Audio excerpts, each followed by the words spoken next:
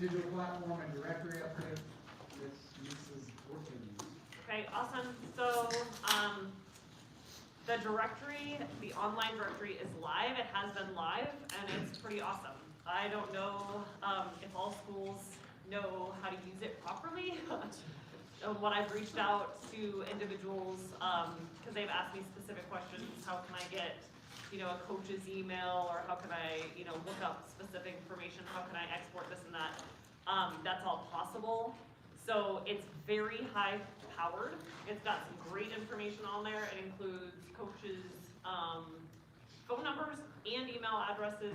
You can do a search for all the basketball coaches in the state through your login, and you can export it and you can send a quick email.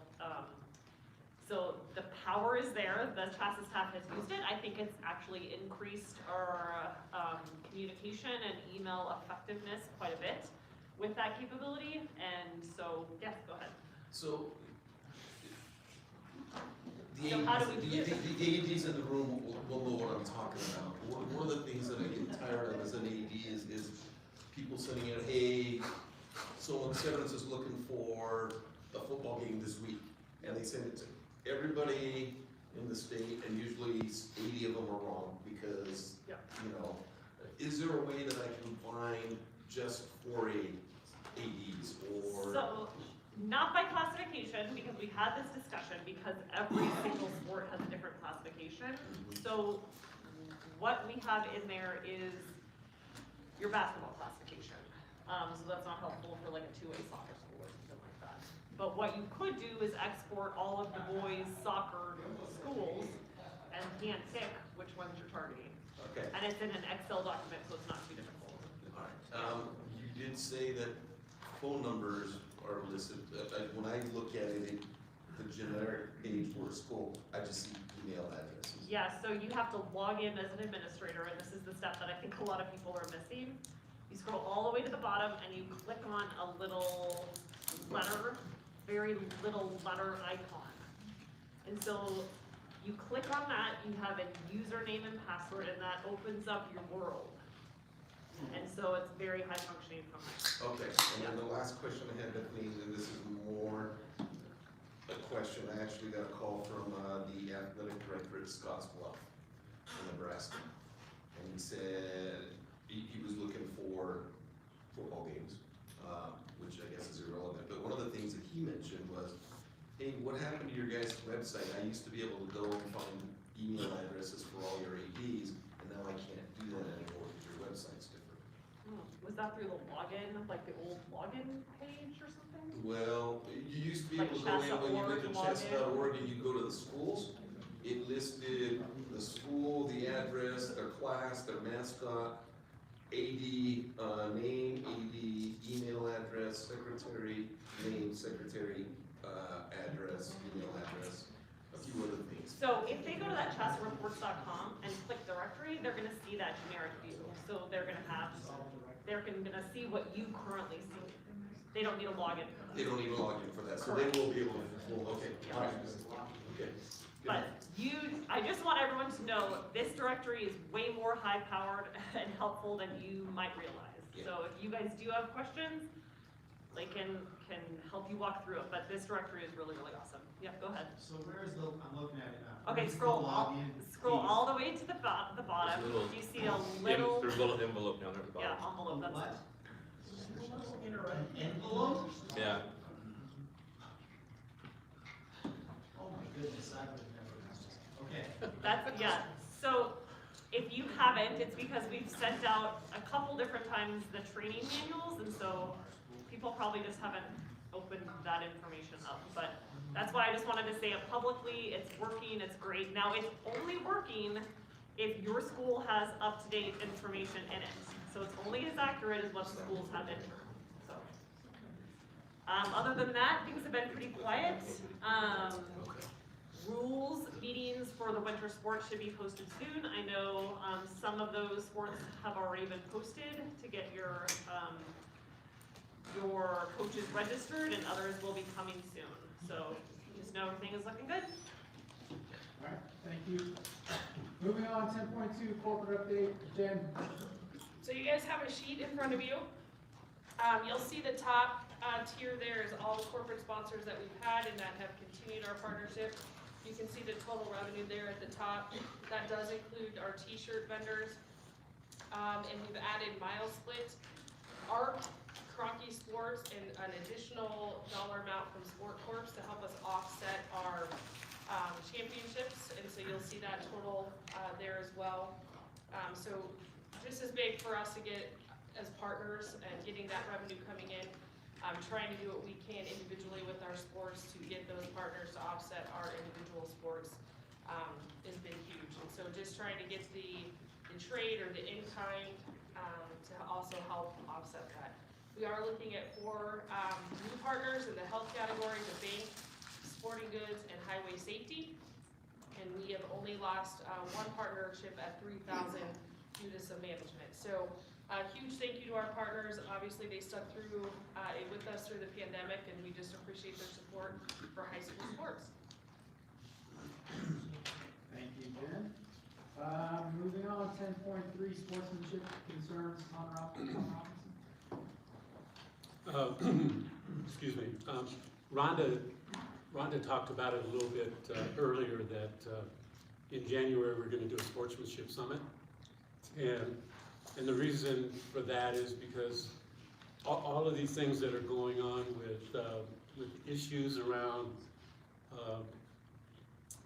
I guess, reports of discrimination, reports of bad fan behavior, etc., and then coming to us asking for us to get involved, it's gonna give us a chance to be proactive for our schools in terms of being able to address those concerns, and really primarily be able to give them some professional development in terms of how they can deal with those things. And when you look at sportsmanship, it says one thing, but we're gonna have a keynote speaker that's gonna talk about something that's pertinent to kind of race relations. That's the way it's gonna start. But then the breakouts are gonna be all kinds of stuff. We've had issues with hazing and bullying, so we're going to address that. That's going to be one piece. We're going to deal with, again, with mental health concerns. Most recently, I went to a summit at, this is a shout out to Matt Heckel at Dakota Ridge that did a summit, and it really was it was a summit that was kind of a model of the way we used to do summits back in the day. I did it for about 10 years or so. We go down to my wife's studio and have it. And I don't know, maybe it was me, I got to the point where it didn't feel fresh and didn't feel like it was working. But Matt kept that model, and then I saw it when I was in attendance, and it was well done. This allows you to do a lot of things for student leaders to come. You can identify who they are, and like Rhonda says, train the trainer. They can go back and provide what they've gathered at that event and apply it to some of the issues that are going on. So there are concerns, there are sportsmanship concerns, and like Luke said, we're about creating solutions, right? So that's what we're going to do around that. You could ask all the commissioners up here about ejections. It seems like, I don't know, the cultural climate in a stadium, in a gym is sometimes up here instead of like low key, like we watch this game, it's up here. And as soon as something happens, bam. And that's not everywhere. So I don't want to paint a brush across all the stuff we're seeing, because really our kids are playing and it's good and it's positive. But there are certain times things happen. They happen. Our officials do stupid stuff, you know, trying to get to them. Our coaches do stupid stuff. And our fans do. So we just have some knuckleheads that kind of make it bad for everyone. But anyway, that's what we're going to do. And so just be proactive with that. And we'll let everyone know give you enough time that you can maybe gather 5 or 6 of your student leaders and see if they can attend. That's it. 10-4 wrestling update, Al? So, with wrestling, we are going to be able to go back to the Pepsi can, ball arena, whatever. The issue we've got with wrestling, to be quite honest, is the minimum wage keeps going up in Denver, and long-term, as we currently have it constructed, this tournament's not gonna be sustainable in that facility. This year, we've got a couple of things, so we're integrating the girls into the 3-day tournament. As luck would have it, the person who built our 2 award stands actually works in the same building as my wife. So he's pricing out what it would cost to build a 3rd stand, so we could have the 3 awards going at one time. Bringing them in, we're able to adjust the schedule a little bit, but one of the big things we're doing is adjusting the schedule. We've got to get rid of all the downtime that we have. Just kind of using generic numbers, that facility basically costs us $10,000 an hour to be in it. And when we have a 4 or 5 hour break in an afternoon, that's a lot of money we're giving away to have a break. And so we're making those little adjustments. We've also made an adjustment with some reserve seating in some of our different sessions that we have. The reserve seating actually, while it's nice, it also comes with it a increase in staffing because we have to open the 3rd level. Whereas if it's all general admission, we don't have to open the 3rd level. The idea being if you're a group of 8 or a group of 12 that wants to sit together, I'm not gonna find it in the 2nd level, so you gotta go to the 3rd level, have those seats, because that's where they're assigned. But if you walk in, you're gonna be able to find an area where you can all sit together. So doing that's gonna reduce the staffing numbers for us as well. But those are some of the bigger things we're really having to concentrate on. How do we make the best use of our time while we're in that facility? And then the other piece, and we've gotta get together just kind of as a marketing brainstorming idea, but we keep hearing the wrestling community wants to be at Ball Arena, and so we need to let the wrestling community know they need to be there. We need to have the place full on Thursday and Friday, not just Saturday night. We're in there on Thursday, and we're paying for a full day for the facility, and we're getting 2,800, 2,000 spectators in there. Not cost effective whatsoever. So we just need to do a good job of pushing, getting folks there into the arena. I've been out at football games the last several weeks, and we're starting to see sold out stadiums, and we're seeing the crowds come back, and it's been awesome seeing that experience, and we're kind of back to what used to be normal, what we thought was normal, if not even larger crowds than what we had in 2019. And so how do we grow that and push that to the wrestling community too, that we need to fill that stadium up, and we need to get that place rocking all 3 nights and not just a Saturday night. So just wanted to kind of give you guys an update. We're making those adjustments. We've figured out roughly how to cut out about 7 hours of downtime by making a few adjustments. We've talked with coaches to make sure we're not going to impact how the wrestlers are impacted. So there's no impact to them as far as the tournament itself, but just getting rid of some of that downtime again, like I said. So we've been able to shave off probably close to $70,000 in costs, but the minimum wage is going to come back and eat up a bulk of that. While we're making savings, we're going to end up giving it back, so we're going to come out kind of a net equal from what we have been.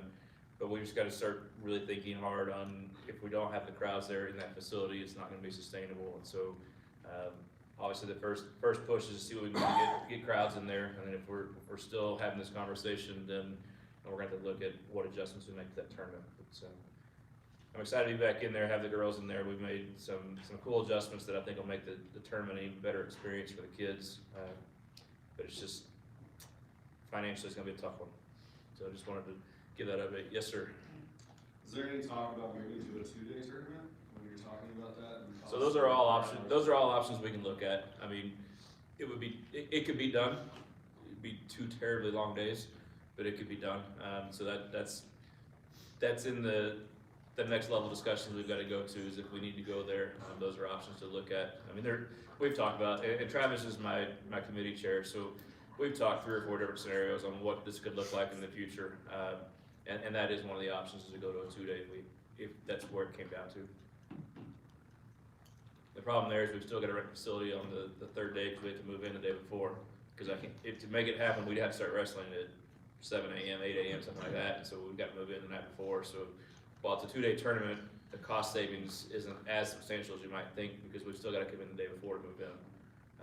So there's some uniquenesses to that sport, just because you gotta bring those 10 mats in and how do you get it all set up. All right, thank you. Next 10.5 basketball update. New basketball commissioner. Awesome. So the biggest challenge for basketball next cycle is 6 classifications, and so I've already started talking with my basketball committee. We've already met twice, just informally. We sent out a survey to all league presidents, so thank you to all league presidents for responding. And we met yesterday, we split the group into 2 subcommittees. Basically, there's a lot of discussion around districts, and kind of back to that league talk too of, leagues used to love districts because it's a moneymaker and it's kind of that year-end culminating event. And now with 6 classifications, what we're seeing is a lot of split leagues, a more potential for combined districts, more potential for travel. So we've got one subcommittee looking at districts, one subcommittee looking at no districts, and then we're gonna come together in 2 weeks and have another meeting. So we're just gonna continue to keep talking, getting feedback from you guys will be our next step once the subcommittees kind of hash out some thoughts. And again, we're meeting in January, at the end of January, and so hopefully we're coming to some sort of decision and forward direction over the next couple weeks. So that's what it looks like, but the biggest discussion right now really centers around districts. Should we have them? If so, who should have them? Should it go all the way up to 4A? Should it just be 3A? Or are they a thing of the past now with 6 classifications? Is that destroying that traditional district structure? So we're exploring any and all options. There's not a lot of clear answers at this point, so that's just the update on basketball. Yes, go ahead. I attended our local league meeting, and our ADs were adamant that they want to keep the league small rural, and that's what the whole community looks forward to. The league tournament, sorry, or the district? Yeah, keep it. Yeah. And so, I just wanted to make sure that I shared that with you, because that Awesome. that emerged from that conversation. Thank you so much. Appreciate that. Yes, Jen? I may have missed this, but did you say where you're looking to do the championships, or are we hoping that? This year, are you talking about? Yeah, so I have not signed any contracts with that. We are looking at any and all, but exploring UNC, Budweiser, the Coliseum will be available, and hopefully DU. So again, still trying to negotiate some of those contracts, since some of those costs have gone up significantly. The Coliseum, do you think will be available? Yes, the Coliseum will be available because of the stock show. That's what we've heard. So they will have everyone out in time for the stock show. Yep. All right, thank you. Okay, thank you. 10.6 activities. Rashawn? I'm excited. Leadership starts this weekend in Palisade. For anybody that wants to go with me, I got a couple of seats open in the car. Are you in? Okay. So we'll be in Palisade for our first of 3 leadership summits. Followed, of course, by Lyman at the end of the month, and then back in the city for Overland.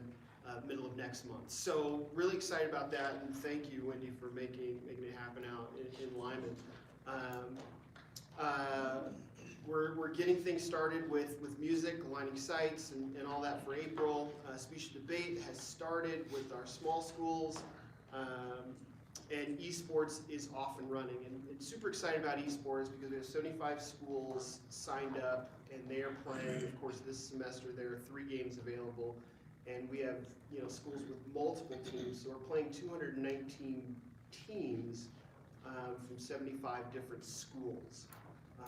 So that's really looking good, and that's up from last year, of course, but also because we added another title for this year. On the downside, there are some school districts that don't allow for one of our game titles. Obviously, it's a single shooter kind of game. It's not anything violent, I should say, but it's a single person game, I should say. And so, you know, we're running into some firewall issues with League of Legends in some school districts, and so we're working with Play Versus to get through that. It's not a horrible thing. It's a simple correction that you just wouldn't get without having had the conversation with Play Versus on what that looks like. But other than that, like, activities are really looking good. We've worked with Varsity Performing Arts to change up our music programming and registration, and Bethany's been key on helping all that happen. And so we'll have a new platform for music this year. And the cool thing is it does a lot of things that music teachers have been asking for a program to do. So for music, I think we'll be where they need us to be in terms of evaluating kids, for announcer scripts, and just all the little things that really matter at music competitions, I think. I don't know if we're forgetting anything. It's basically moving from a 1980s computer program to current day. So this is an amazing change. Yeah. So just excited for where we are with activities. Any questions? So with the new fall student leadership platform, 2 days? It's one day. 1 day. Yes. And that, you know, the one conversation we had with a lot of advisors was that travel cost, bus cost, of course, the hotel stay, and those things were really expensive. But I think as we look at it now, looking at registration, we're seeing schools that we didn't see before as we take this, you know, to different places. So excited about that. All right, thank you, Sean. Moving on, board reports, 11.0. We'll start with 11.1, which is our legislative report from Mr. Exum. Yeah, I didn't really have any new legislation to talk about, but obviously, some things that are happening, legislature, we're getting a lot of emails, like we always do, displeasure on the COVID vaccine mandates, which I know are impacting the schools. I talked to Ms. Rhonda, we know if schools were gonna be under that, which they are. The other thing is the hazing incidents, we have quite a few emails on that. We don't have to do any new legislation. We have a pretty strong bullying policy. But it really reverts back to the districts and the schools to pretty much handle those and take care of those. So it's just some indirect things. We were talking earlier about athletes' compensation, and as you remember, I think I reported when I first came on the board, we did a bill in 2020, but it was for higher education on those athletes' compensation and being able to use their name and whatnot. But I totally agree that's not at the high school level. But you know, some of these top athletes that are seniors are already getting notified and pushed and whatnot about what they're able to do at the next level. That's all, thank you. All right, thank you. 11.2, Kata, Ernie? So the national conference, AD conference is in Denver this year, in December. Right now, the plan is to do that online person. Obviously, that some of that may change if anything happens within the city and county of Denver that would restrict the ability to do that. But by all indications that we have so far, that will take place. We are looking for volunteers, so I'm going to ask this board to see if you guys would be interested in helping out and in things of things like manning a booth. You know, one of the things that we're looking at is manning a booth for like recreational purposes. You know, if people are coming in from out of state, wanna know, hey, what can we do during our downtime, where can we go? I know that they've got some packages for, Nuggets games, Avalanche games while they're here. But then there's other things, you know, like, if we wanna go hiking, where can we go hiking, or, you know, I guess at that point, you know, let's say rock climbing, ice climbing, or whatever, at that time. You know, but just, things of that nature, you know, things that you don't necessarily need to be an AD, to be able to help out with. We're looking for people to, I don't wanna say facilitate any of the breakout sessions that are gonna be there, but maybe to introduce the speaker, whoever it may be, and then just facilitating that room while it happens. So, you know, we're gonna be hitting up our association ADs pretty hard to get involved as well, but we would welcome any help from the board of directors. You know, if that's something that you feel like you'd be willing to just come to. On top of that, I wanna thank Jen and the CHSAA staff in particular for all the work with the new AD stuff. That's been well received. I think we've had 2 meetings so far. We've got one more next month, is that right? We'll have our in-person in November, Okay. and then it'll go back to And then it'll go online. back to, yep, so, that's been good, you know. I don't think the pandemic has done anything to change the statistics that we see with new ADs. We're still about, not quite 1/3 of our, let's see, 360. We're seeing about 75 to 80 new ADs a year. And when I say new ADs a year, that's not an AD switching from one school to another. That's people who are new to the profession. And that's been, unfortunately, the trend that we've had for the last, Jen, what would you say, probably 8 years? Yeah, sure. Where we've had 70 to 80 brand new ADs a year. You think about that, that's 8 years. We're talking over 500, 600 ADs in that time frame, and we only have 360 schools. You know, there's not very many people who are gluttons for punishment enough like Travis and Luke and I, where we've been around for, you know, 10 years or so. There's just not a whole lot of us anymore.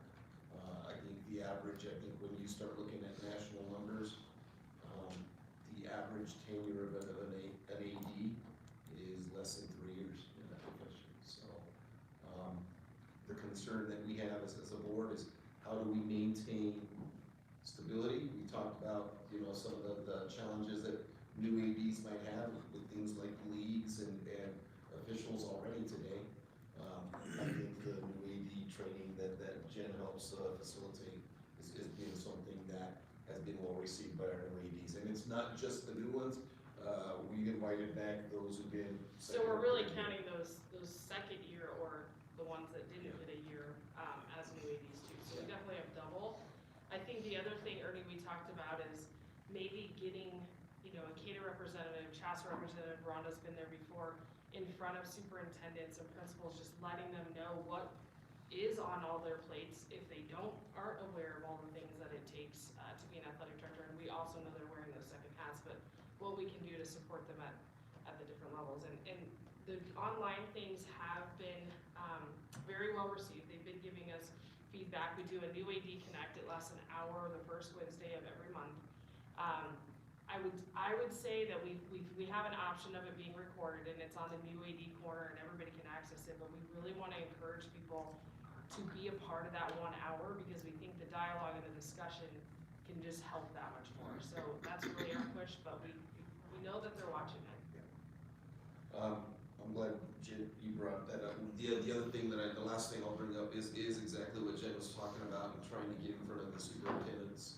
To talk specifically about the duties of an athletic director and how, in particular, when you, probably in a lot of the larger schools in particular, where you're not just an athletic director, you're also the assistant principal. All although at the smaller schools, Travis and I were having this conversation on the way in today, the smaller schools are wearing multiple hats as well. So, you know, throughout the whole thing, right, from the superintendent on down. But, you know, I know one district that actually pays their athletic directors a $10,000 stipend on top of their salary, because when you look at the amount of time that they're having to spend on their duties compared to their assistant principal only colleagues, it's a significant chunk of time. And so it's things like that, you know, what can we do to keep ADs around? What can we do to develop them as leaders, and really lean on their abilities to help not only their school, but their districts, so. Ernie, someone said you wanna make that a motion? I'll give it a quick second. Ernie, what are the dates for the national convention, do you know, off the top of your head? 10 through the 14th. Yes, thank you. December December 10th. 10th through the 14th. Yep. And if you haven't registered for that yet, athletic directors, please do so soon. All right, thanks, Ernie. On point 3, Colorado Association of School Boards, Randy Potter. Okay, so, the November school board elections are on November 3rd, and then there's two different propositions that, you need to be thinking about, because it will probably, take funds away from public schools if they pass. And that is Proposition 119. It creates a measure that's called the Learning, Enrichment, and Academic Program, or LEAP. And it's for programs such as CTE training, tutoring, English, foreign language instruction, mental health services, and special ed support. And it's all coming from the marijuana sales tax. And as we all know, marijuana isn't the answer to funding public schools. And so it also will shift away probably from the general fund and state funds, like the state land trust and of course the general fund, and then it's gonna create a state agency called the Learning Authority, and that's to oversee this LEAP program. But it's going to be administered, the funds will be administered without any oversight from the State Board of Education or CDE. And so then that could divert all of these funds away from public schools and provide, and would go to private out-of-school service providers. And so that's just another thing against the public schools. So,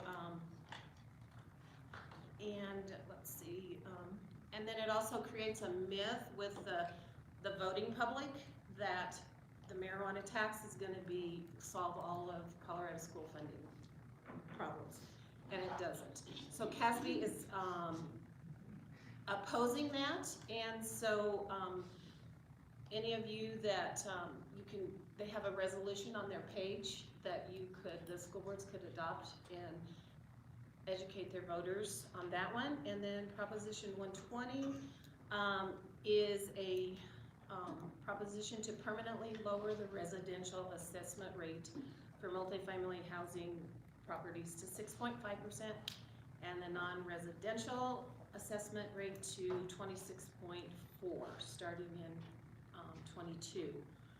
And that would reduce property tax revenue for most governments and school districts, and would increase the amount that the state has to backfill. And so when they have to backfill, then that takes away from the general fund, and it comes out of the general fund. So then they're gonna find ways to take it away from the public schools, because that's just how the budget works. And so it will, the local governments statewide for the property tax revenue would be 45.9 million in a decrease, 45.9 million in 22 and 50.3 million in 23. So that's like 12.8 million in for school financing that will it'll take away from us, and then 14.9, or 14.1 million in 24-25. And the budget stabilization factor, if you guys don't know what that is, it's the money that is owed to the school districts already. When you all had to cut and cut and cut and cut, it's 9.8 billion is what has been taken away from the schools.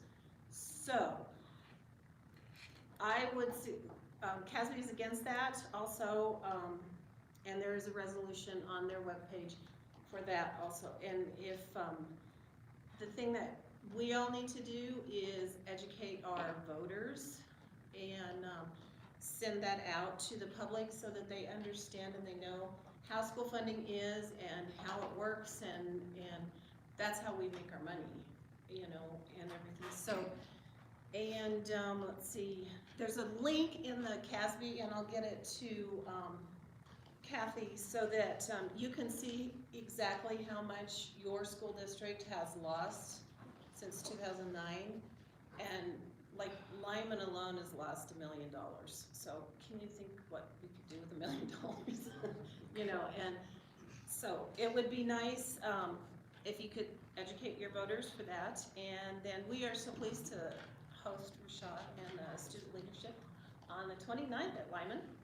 And sorry, I'm really passionate about schools, public schools, and the money that, you know, we don't have.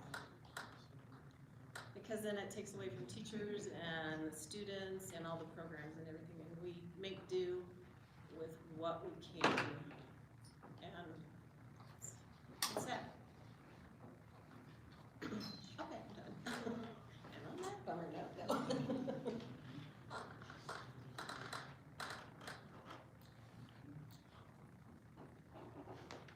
All right. Thank you, Wendy. Moving on to 11.4, Colorado Department of Education.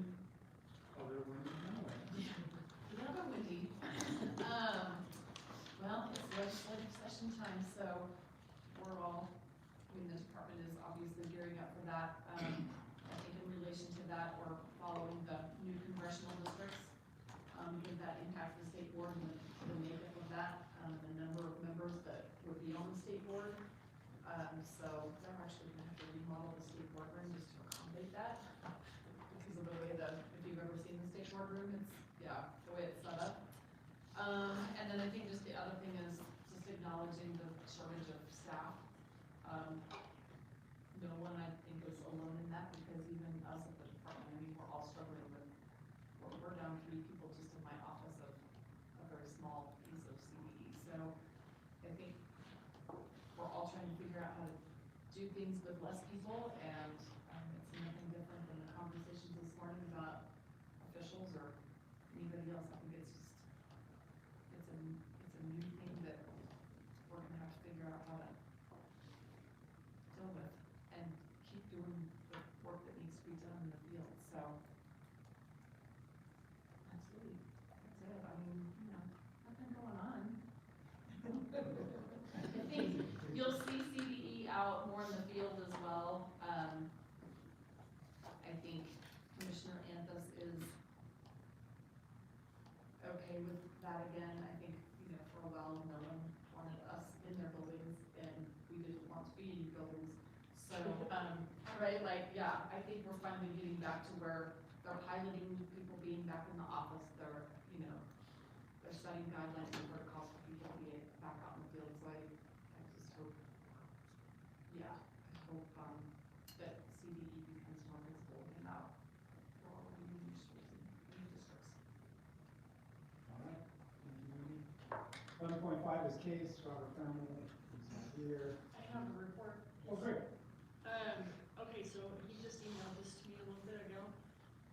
He says several CAS Board of Director members had the following opinion, that CHSAA not taking a position on Valor's non-discrimination, travesty, and unfathomable. Also, Rhonda's notes, emails to superintendents are much appreciated. They would like to have more bulleted and shorter to the point. And then,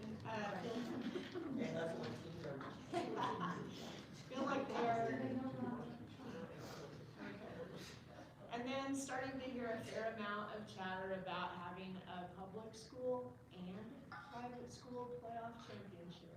So that was a thought that was brought up. And then like everyone, having heads up is super important to superintendents. If there is something coming down the COVID highway or any other surprise info, the sooner superintendents are given heads up, the sooner they can have potential plans for the scenarios. Even if it only is 1 day notice, that can help. And that's all he has. Okay. Moving on, 11.6, Mr. West.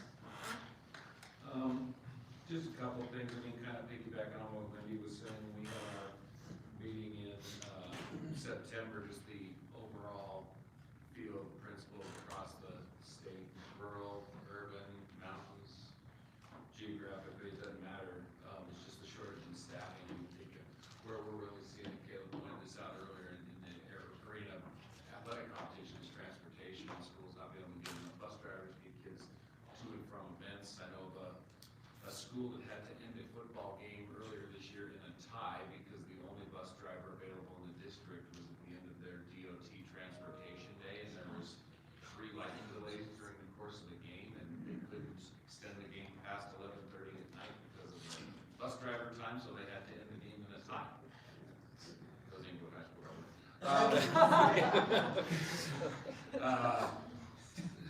I mean, that's just kind of, anecdotally, some of the issues that are coming along, you know, with transportation, with not being able to hire paraprofessionals in classrooms. I think for the most part, people are able to find coaches, but then we're not finding enough officials, and so it's just, I mean, it's not just officials, it's everywhere, and what we're trying to do, and especially in the classified positions, just trying to keep people around.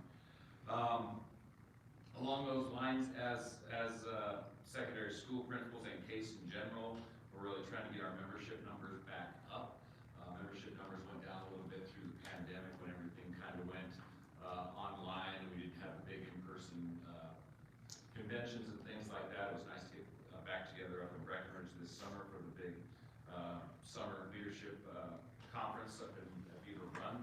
And you know, just I know that CADA is a huge professional advocacy group for a lot of people in this room, but CASE also, even beyond the realm of athletics and activities, is truly the voice of administrators across the district, and it's your legislative outreach, and it's your advocacy group, and all those sorts of things. So we're really encouraging people to try and consider becoming members of CASE, not just for the professional learning opportunities, but also for those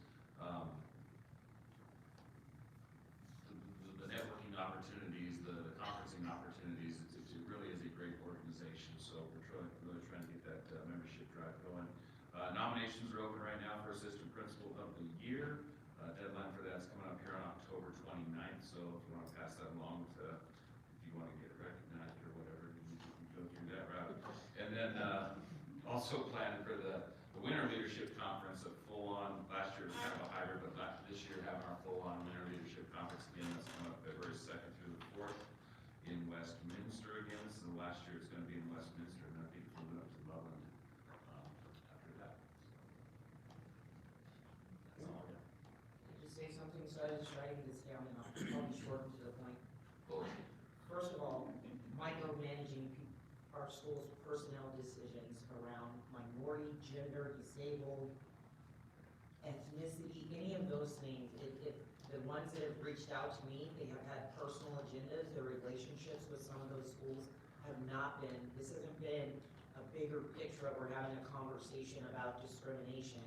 It's really been about their personal feelings. I don't think the association wants to start micromanaging how you maybe let go of a minority female coach, and now CHSAA steps in because we have a policy statement. But I think what's really important from what you said, and I've heard it from other people, is that maybe, Alex, we have some type of letter or some type of response that just speaks to what our role is, no different than the board in local decisions, whether that's hazing, whether that's their personnel, whether that's their students, and what CHSAA's role is in that.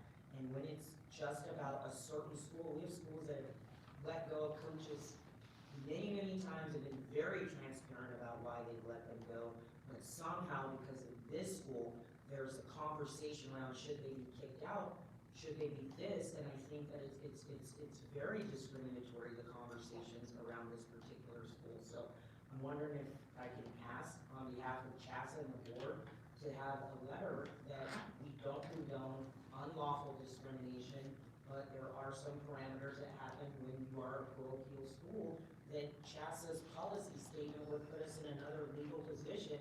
We started micromanaging how they deal with their staff members. So just for the record, I'd like that in there, and then I'd also like to have Alex just put in a letter, because this is very agenda driven, not with Robert, but with many of our metro schools that are demanding something. And if we were to walk into their school and say, well, why did you let go of that female volleyball coach, they would tell us to mind our own business. So I just want to make sure that we realize that we need to have parameters around what is our lane. And, okay, is that short and sweet enough? Thanks for that one again. All right, moving on. District reports. 11.7, we'll start with at-large, District 2, 3, 4. Gabe Trujillo. Thank you. A couple things. One, just to kind of reiterate from the previous topic, I think we've kind of covered actually several of them. So refs, of course, have been an issue in a few of our leagues, specifically around volleyball and the fall league. I think Tom outlined it very well. Everybody's playing on the same days, basically. And then the metro areas, and the way it's divided up, we're kind of being shortchanged a little bit if you're in that north quadrant, because you're not far north, you get some of the Fort Collins ref, and then we're further north from the metro area. And so we've had some cancellations that we otherwise may not have had. And this was sent to me earlier, so we actually been kind of talking about that, so I'm glad we actually put that to paper. Cultural insensitivities kind of going around. I think there's some, there have been some pretty big issues that haven't hit the paper at the school, specifically at the metro area football games, that are actually pretty shocking, but it's just, they're issues, right? And whether it's fan-based, ref-based, player-based, I don't know if it's fan or community, if you would even talk about that. Another big topic that we've kind of wrestled with are vaccinations, as leagues are going through this. My specific school is having a vaccination mandate as well. I know there's others in the metro area. What does that mean for contractors, i.e. refs? Do they have to be?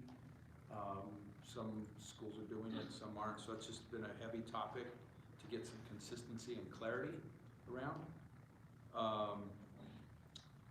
And then I would piggyback with the league change timeline topic, but then even getting deeper into that in terms of process and protocol. I do believe as a CHSAA board, we actually have to own the league. You know, the NCAA owns the brand of the leagues, the Big 12, the Big Sky, whatever have you.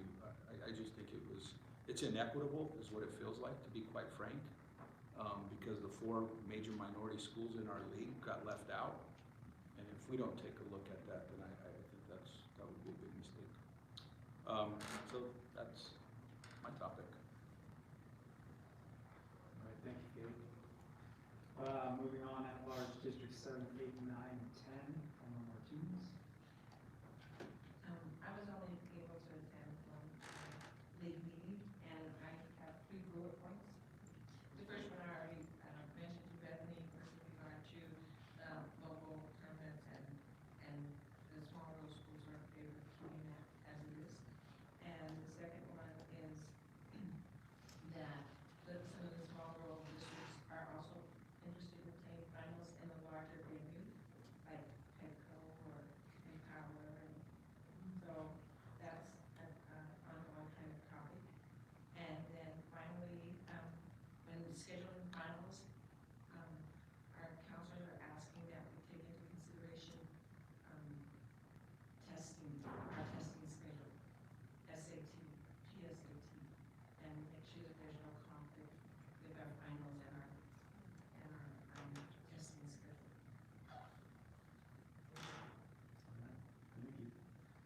one is District 1, San Juan, Southwestern, Western Slope, that's me. I would echo a lot of the same things in regards to officials. We had a long conversation at our league meeting about that. Also, I would just say, we had a conversation about just how great the school spirit's been across our schools, just the increased number of kids coming to our events, parents coming to our events, community coming to our events, kind of across all three of those leagues. Within that, we've seen an uptick also in for sportsmanship and behavior issues kind of throughout the school. So TikTok challenges, random behavioral issues that I think can be attributed to a lot of just kids not being in school and not being socialized and not understanding what it means to have good sportsmanship, to have just good behavior in school in general. So, we talked a lot about, as a league, a lot about empowering our coaches, empowering kind of our league in general to be a positive force in reestablishing what it means to have good sportsmanship across our leagues. Also what it means to just athletics, sports activities are the perfect avenue to be able to positively socialize students and to create positive behaviors throughout your school. So we talked about how that can be used if you're having these disciplinary issues that are going on in your school, how athletics can really be kind of key to help solving a lot of those issues. So that was kind of the biggest thing we talked about. A lot of positivity around just the increased communication. I did receive some communication from rural superintendents who just were happy with the communication they've been receiving. They were happy and really just felt like they were much more in the conversation and in the know. As student board members, I think we've really done a good job of reaching out and making them feel included, and also Rhonda and CHSAA staff just making them feel like they have a voice and know what's going on. So that's all I have. Moving on to District 2. Yep. Can I correct myself? I was temporarily back in San Diego when I said pet talk. San Diego for 3 years, so forgive me.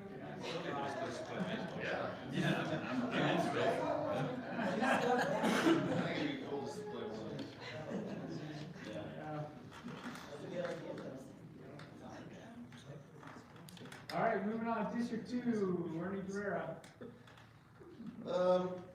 Again, I represent Continental League, NCEC, Frontier, and Longs Peak. You represent Centennial. I'm sorry, Centennial. You're correct, Centennial, I do that frequently.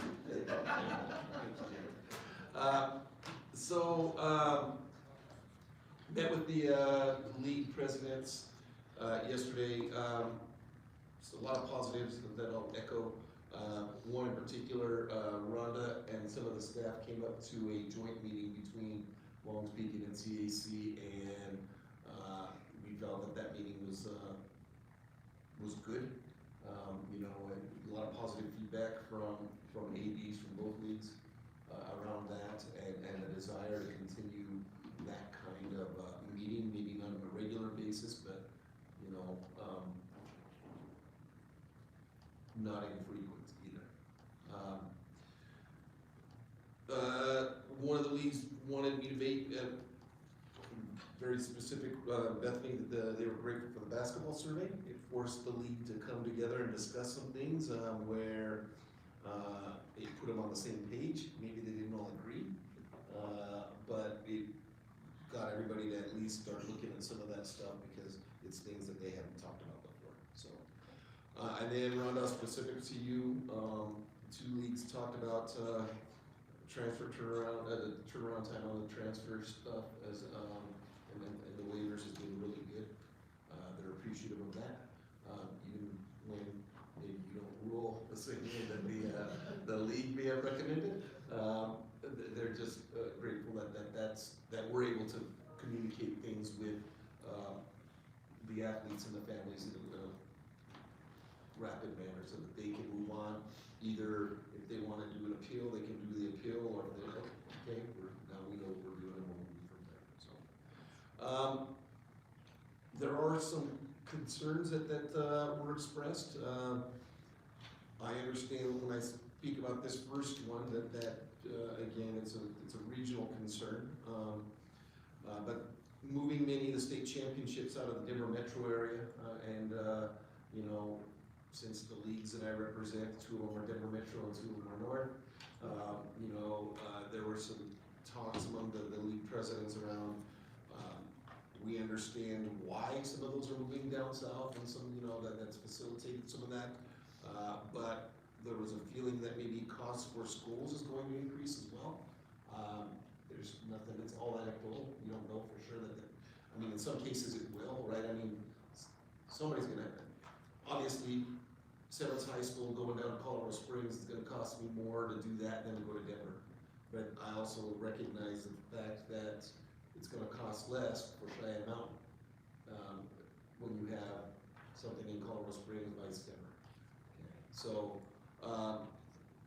it was a concern though, and then they wondered if you know, as we look at things and we're signing contracts, you know, I don't know if there's an easy way to look to see, are our schools in general paying more as an association to have this, these culminating events in areas outside of the Denver metro area because fewer hotels, whatever the case may be. Large concern around football scheduling. You took up the majority of my conversation with the league presidents because there are several, if you will, good teams that are in those leagues that I represent, where some of those schools still don't have full schedules yet and don't think that they're going to get full schedules without going out of state. Because schools in state are just flat out refusing to plan. I will tell you, as a second-year varsity school this year, I had 14 schools turn me down this year in trying to schedule non-league games for various reasons. One of them flat out told me, we don't want to play because we want to be healthy for the playoffs. I was like, okay, but we're talking non-league, and that's a month and a half before playoffs even start, and you're assuming you're going to make the playoffs. You know, so it doesn't feel good right now for a lot of our schools where, you know, people are refusing to play other schools for whatever the reason may be.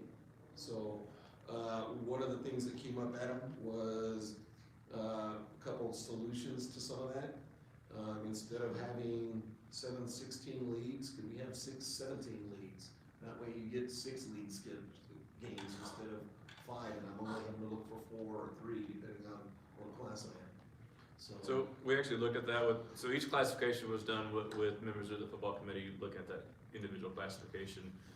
The issue we ran into with 6 leagues of 7 is I've now limited who you can play in week 6, 7, 8, 9, 10, because there's only 6 other schools, or there's 5 other schools besides you that have a bye week that week in their league.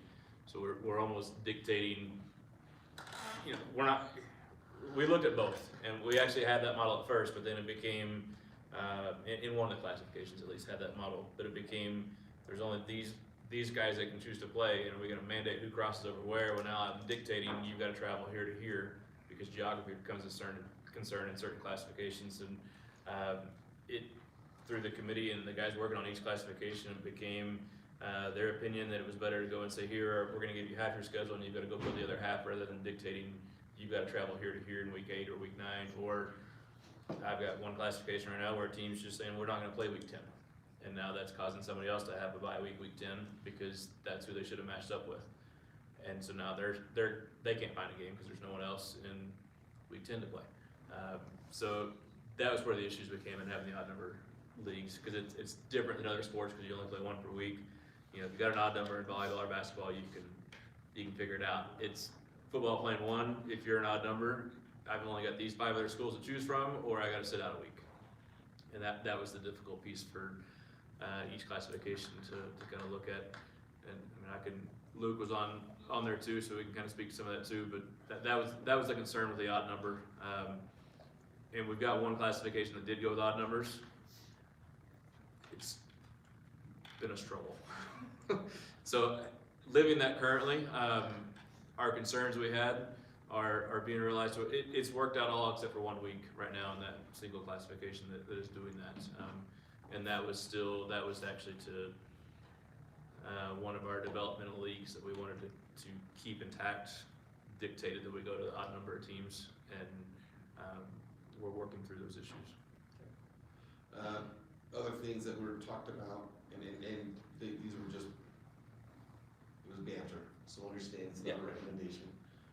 Just things like, is it time for maybe the state to schedule? No, it's not. I know that, I would agree with you. I would agree with you, I mean, because they brought up other states that do that. Iowa, Nebraska, Wyoming, Yeah. they have fewer schools. We did that last year. I did that last year for a 6-week season. I'm not doing it for 10. You did it for 2 6-week seasons. Yeah, I know. I'm not doing it for 10. And then that was the other thing, is 10 games too many for maybe some of our classes, so that are currently at 10. So, let's see. The last thing, this is just more. I think it's come up even within this body here. It came up again. It's going to continue to come up until somebody addresses it one way or the other with the leagues that I represent. There's a recommendation for a second legislative council meeting in January on the even years to help with clock considerations. So don't think that we need a second meeting every year, but they thought if we did that on even years, that would help with some of the things that we talked about. And I know that was a lot, but I'm done. Thanks, Ernie. Next, District 3, Sarah Crawford. I'll start off with positives. First of all, in my opinion, it's been awesome to have games without restrictions or very few restrictions, and we've had more fans than we have in several years. People in our small towns, there's not a whole lot to do if you don't go to a sporting event. So, but in the last couple of years, of course, we didn't have many. So having everyone back has been awesome. We really appreciate that. A lot of people have talked about how using polls lately to just give people a voice has been really beneficial and appreciated. And then I received some feedback from one person really in particular, and I shared that with Rhonda, and she addressed it and sent that out to everyone. I don't know if y'all want me to go through all those bullet points again or not, if you have any questions. Okay, then that's it. Please know it was blind copy, but I shared it with the person that sent that directly to her, and I already had feedback, and then, so, we're just gonna try to keep some of those things that can be answered by staff, like, I think one of the questions I'm going to be is basketball, because it's either basketball or football, because it's not cross-country or spirit. So, how would you select your committee members, right? So, don't come to me with that, call Bethany or call Adam and say, how did your selection process work? What was your pool that you pulled from? Bethany, absolutely, we had a conversation and she was able to just tell me exactly that there was not another open spot and there's already someone from a league that represents, so were they gonna kick that person off the league and put one of the new off of the list? And so we're just asking, and I think Luke said this today, let's start directing some of these questions back to the people. I don't wanna answer Bethany's questions, I want it to be consistent. I don't wanna answer Tom or Adam's questions, so we can stop being the middle, right, the middleman or the middle woman and direct people to the right and appropriate resource in our office or on our board.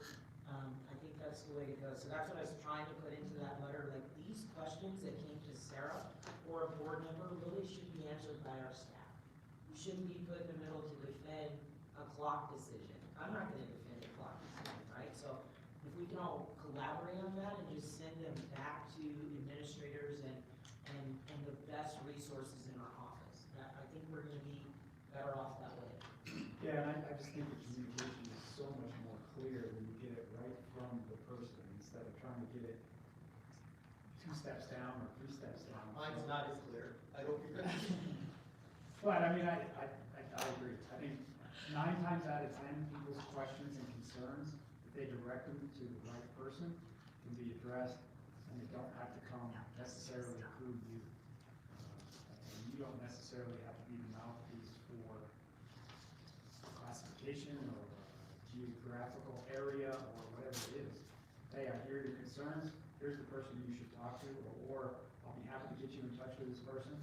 They communicate, it gets solved 9 times out of 10. I mean, that's the way it works. And then we move from there. If it doesn't get addressed or it's still a concern, then I think it's valid to bring it here. Because before that, it shouldn't be the first place that conversation takes place.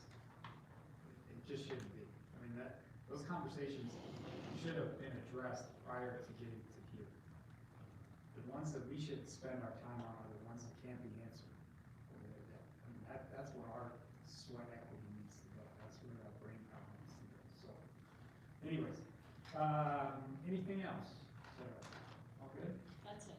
Okay, District 4, Nick, I think he had to leave.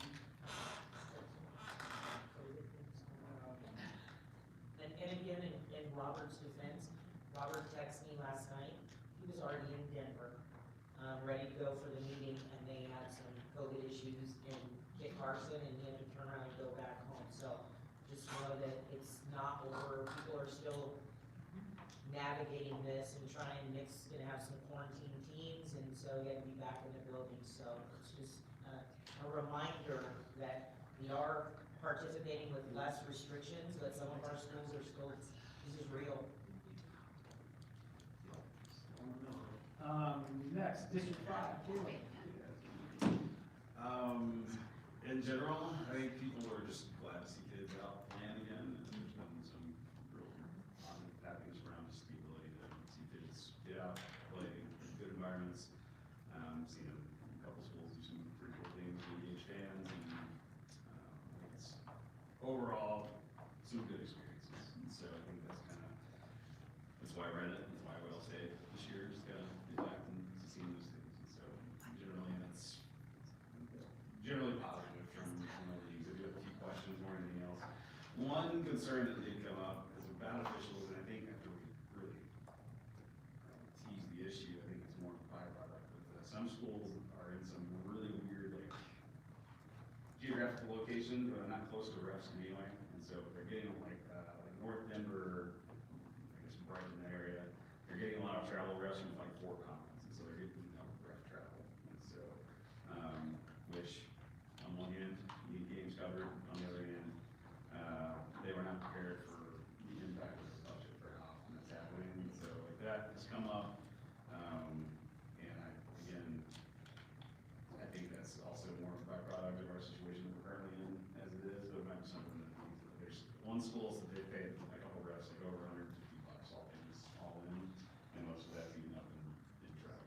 So that's really the only concern that has come up. I know that based on this conversation, I'm gonna take it back to leagues, we're definitely gonna have some clock appeals around league movement. That's gonna, since that's our communication, so we'll probably get a few from District 5. I know there's some potential movement going on there.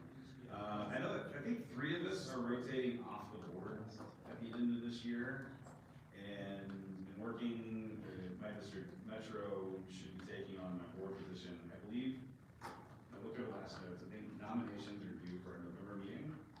Do I need to bring those to the meeting, or does, I guess, Richard Judd need to send an email from his league to nominate person X to you and Luke, or how, what's the process? Yes, and I will get that to you, but I reported last meeting that you would need to have your nominations. How you get to your nominations is either your district's kind of process, but we need to have your nominations by the November meeting. And so I will send an email with who is going off, so we can make sure we follow the bylaws, which I don't know that we've done that in the past, so we will be doing.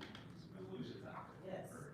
Okay, so it's not so much a matter of how it gets to the You board tell meeting. us who It your needs to come to the board nomination is. meeting, nominations. need And to it be says that the CHSAA commissioner or staff should not intervene in the process of selecting your board representative. So I will just email who's going off, and you will tell us in November who your person is, and if someone has questions, they can come to you about how that selection process happened. I will work with District 5 on that.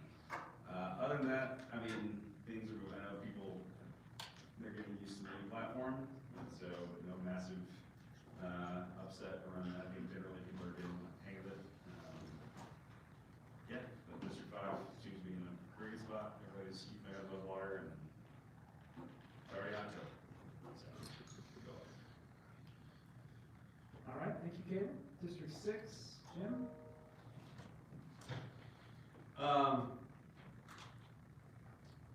Not a lot to report other than excitements around the beginning of the year, everything getting back to normal.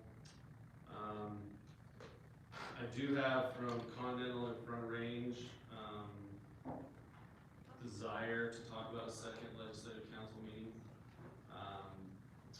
So I wanted to bring that forward.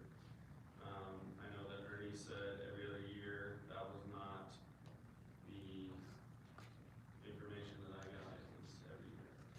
So I wanted to bring that forward as something that has been talked about, as far as that goes. And then, that's about it for now. All right. So you guys impressed with how short that was, I mean? Okay, great. Very impressive. Are you gonna start typing around his emails?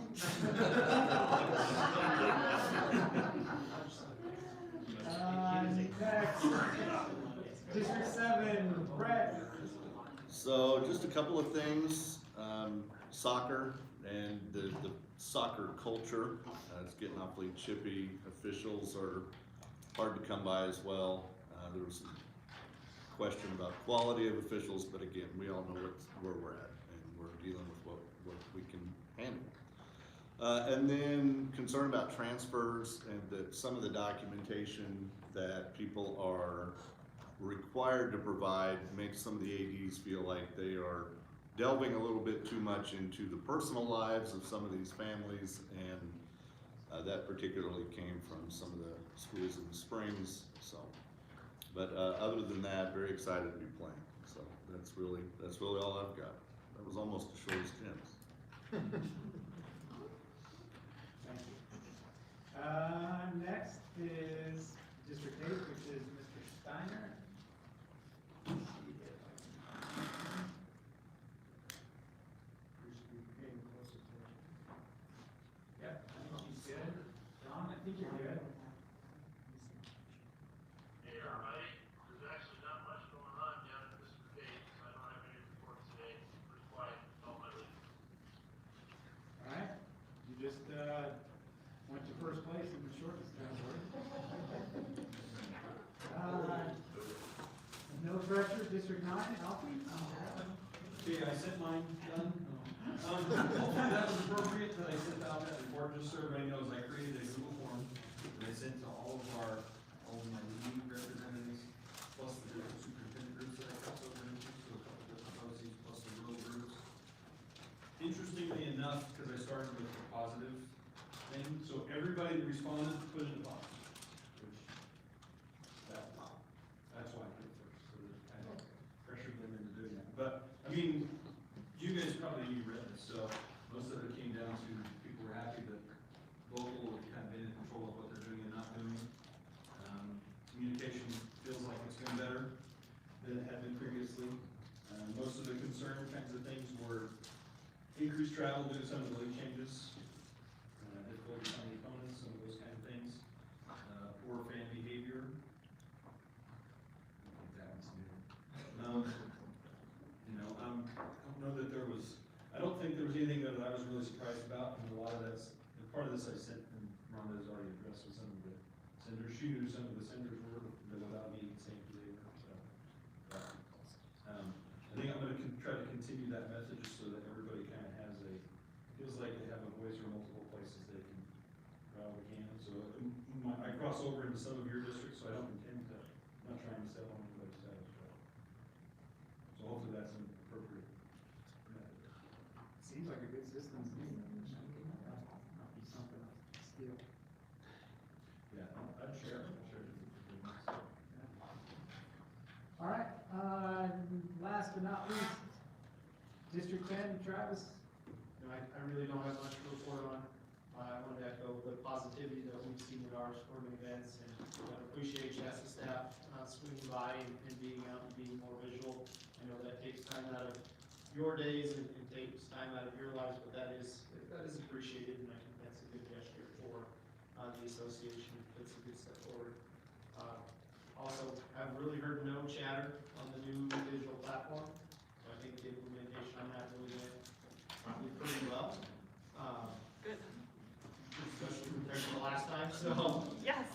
No news is good news. I'd say, you know, we did not spend considerable time in our AD meetings trying to figure out how to do certain things. Again, I'll be able to go give a tutorial on how to use the directory now. I found that tiny little envelope that's hiding at the bottom of, you know, you gotta scroll down for 30 seconds before you find it, but. Really, I think that has gone smoothly. So, that's about what I have. Okay. Perfect, that concludes our district reports. You got something? Oh, you look like you had something to say. So, thank you. Continue to get out there, continue to outreach and communicate. I think that continues to be something that we hear as something that's drastically improved.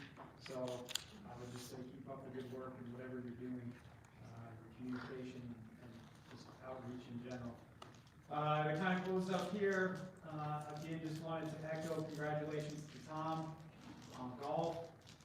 Heard nothing but good things, and so congratulations, good job, well done. Tennis state championships begin tomorrow, so good luck with those. She's in the zone getting, I'm sorry, it's supposed to snow tomorrow, and so I'm trying to find courts. So But thank you, I'm tennis excited. should begin tomorrow. Tennis will begin, it's whether it's gonna end, so. Yeah. Well, good luck, with all of that, and good luck, we won't meet again, so, to all the assistant commissioners, good luck with the tasks you have in front of you and finishing up, fall season championships and going from there, and then, into our winter meeting, or into our winter sports. If you can attend any of those state championships, I know we echoed that at the beginning, but if board members, if you have the opportunity to get out and attend any of those state championships, do it. It's a great experience, and also it just goes a long way in, I think, having our presence there and having CHSAA there in general. And you said this earlier, so I'll just say it publicly. Jen, Pete, just thank you for the swag, the gifts on the table for the board. And, you know, not a lot of state associations do this, but we take care of your spouses as well, because we know how much time we take from you. And so we just want to say thank you to them as well. I know Wendy doesn't want it, she said her husband's gonna be walking around town with his sweatshirt, but again, Jen, thank you, because I know that. I know I disrupted some colors in your closets. I wanna commend you on the color choice. I love it too. Well, I think the fact that Travis is sporting that color today very well speaks to we're all capable of wearing turquoise blue in our apparel, so. Yeah, I haven't heard Justin say he can't wait to wear it tomorrow. Justin, we don't use it as a barometer for what will and will not be worn in our. But the blue ones are this year's workers, so any of our workers you'll see, so that's what that is. And then the sweatshirt is your board gift that you normally get at the retreat in August. And then the black one would be for your significant other, friend, whatever you have. So thank you again, Jen. Several board members came to me about your gifts. Our next meeting, I don't have that. November 17th, so if you look on the calendar, it says 17th and 18th. 17th is our board meeting. We're gonna do Thanksgiving lunch, so don't eat much. We usually bring in, just a celebration with our assistants, and we're gonna talk bread into smoking something. We've been dying for this smoker, so, we're gonna try to work together on something with bread. So it'll be a special meeting with our staff. You will be rewarded if you have. Yes. All right, anything else for the greater good? Travel safe, anybody who's gotta go some distance, I don't know what those roads are gonna be like. Travel safe. Anything else? I was gonna say, Metro, normally we have been given a stipend for your everything that's going on in gas prices, you'll see an ACH profit for metro area administrators will get So much more of their gas costs. All right, with that, You know, some. we are adjourned, meeting adjourned. Thank you. Thank you. Get three, whatever's left over. is fine.